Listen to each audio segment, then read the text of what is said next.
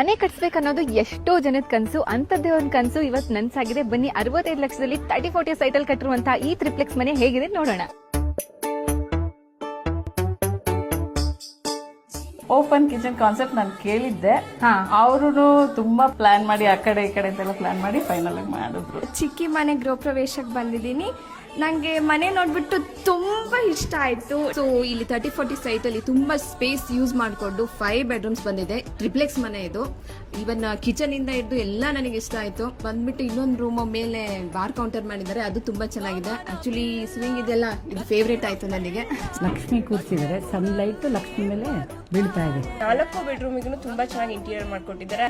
ಅದು ಮೇಲೆ ಇದು ಕೊಟ್ಟಿದ್ದಾರಲ್ಲ ಸನ್ಲೈಟ್ ಅದೆಲ್ಲ ಚೆನ್ನಾಗಿ ಕಟ್ಟಿದ್ದಾರೆ. ಏನು ಇಲ್ಲಿ ಕುಂದುಕೊರತೆ ಏನಿಲ್ಲ, ಆ ಥರ ಮಾಡಿದ್ದಾರೆ. ಶ್ರೀ ವಾಸುಕಿ ಕನ್ಸ್ಟ್ರಕ್ಷನ್ ಅವ್ರ ಹತ್ರ ಆರಾಮಾಗಿ ನೀವು ಪ್ಲಾನ್ ತಗೊಂಡು ಒಳ್ಳೆ ಕನ್ಸ್ಟ್ರಕ್ಷನ್ ಮಾಡ್ಕೋಬಹುದು.